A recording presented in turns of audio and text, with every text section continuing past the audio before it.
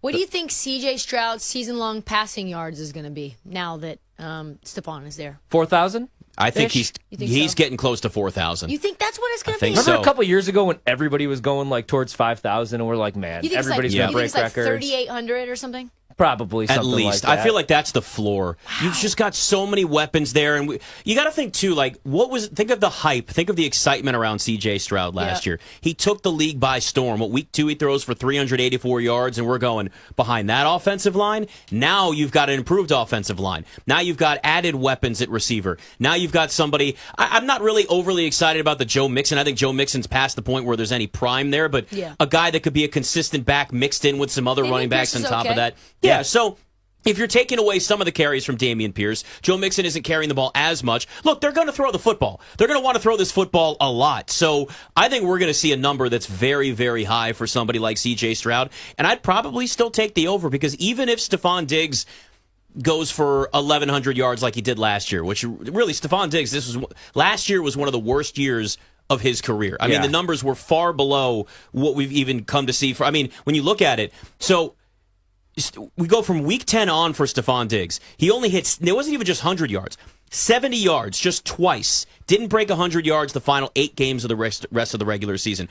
I don't know that Stephon Diggs is going to be in a situation where he ever gets back to 1,400 yards receiving. No. And it's just tough when you've got all those receivers. And honestly, if I'm Bobby Slowick, the offensive coordinator in Houston, I'm not going and forcing the ball to Stephon Diggs like Josh Allen did. You know what I'm doing? No. I'm getting Tank Delmore targets. Nico Collins, yes. Because these guys are also young receivers that are at just the right time where they can start to develop. They can skyrocket. You've got to give them the opportunity. So if you are trading for Stephon Diggs, you can't do that while also trying to sacrifice the growth and suppressing the growth of your young receivers. And I don't think that's what Houston's going to do.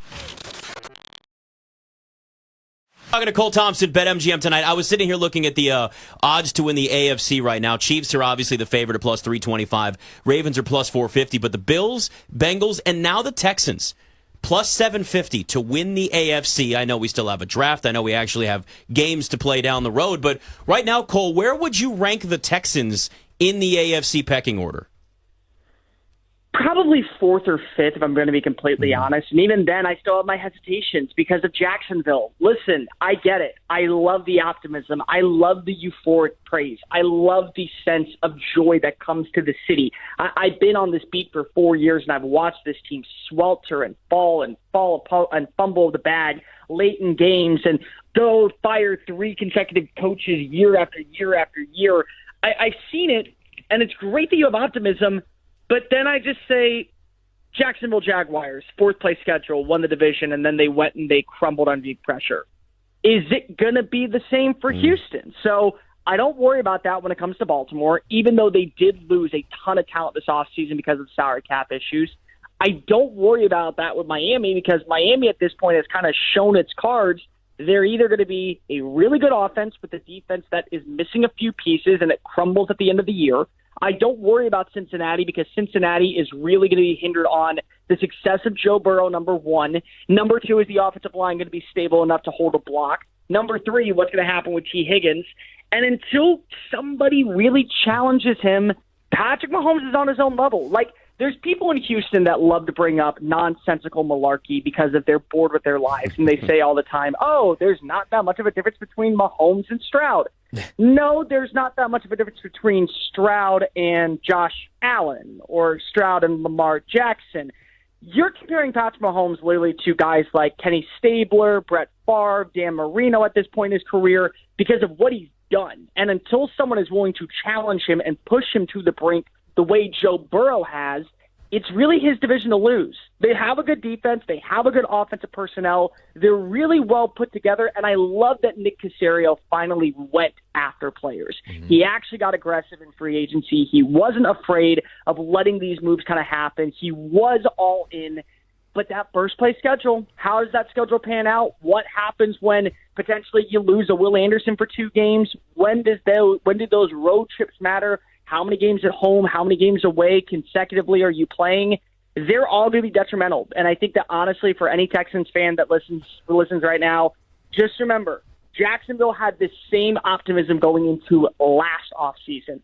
and they missed the playoffs. So I'm not saying Houston won't make the playoffs. They absolutely should.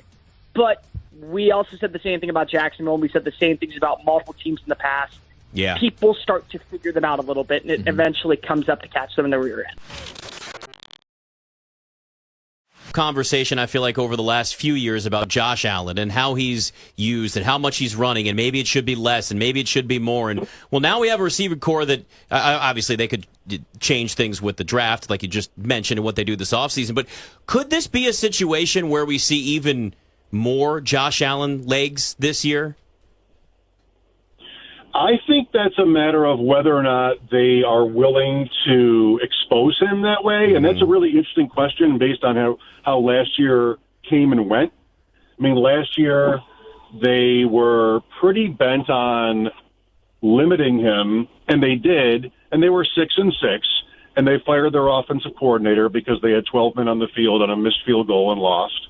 And then they ran the ball a bunch of times and won, and then they, lost to Kansas City again.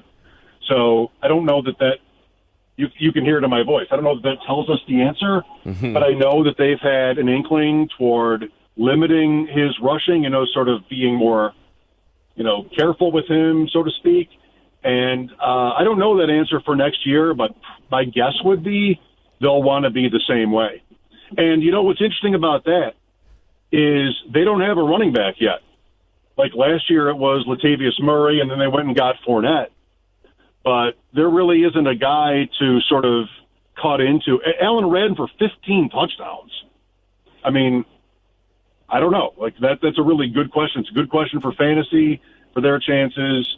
But that remains to be seen what their philosophy is about that, and also, who they want to sign, because they're not going to draft Jonathan Brooks or Trey Benson or one of these guys and figure out that answer. So I don't know what they're going to do there. Yeah, and Mike, we have this conversation so much with quarterbacks that can do what Josh Allen does, right? It's like, oh, should he be running that much? Should it be less? It's let Justin Fields be Justin Fields, and then other guys, it's like maybe throw the ball more if you're Lamar Jackson. And is there ever, I mean, I'm sure it's brought up sometimes there, but you're around this every day in the conversations that are there. Have you ever either heard him talk about or somebody else maybe say behind the scenes that he maybe wants to run the ball less and expose himself less? Is that ever a conversation about kind of how that's utilized, or is it just this is what works and they keep sticking with it? I think end of the day, I don't think he can help himself. I mean, you're that guy. You're going to do what your superpowers basically allow you to do. So you've seen him in his biggest games just do amazing things with the ball in his hands. I think that's who he wants to be. I thought last year was a little bit of a troll job on everybody. Like in week 3 against Washington, a game they won, I think 37-0. He slid, and in the post-game press conference, he talked about how he won bets against teammates who didn't think he could do it. Like, I think it's a joke to him. And McDermott goes on these halftime interviews every week talking about how he wishes Allen would slide, but he's never had any power over Allen to stop him. So I think, all else equal, he's going to run. He doesn't have a Super Bowl yet. Mahomes has 3. Like, maybe this is a year where he puts himself more in so-called harm's way than ever, because he's got more to lose at this point, and he just lost Stephon Diggs today.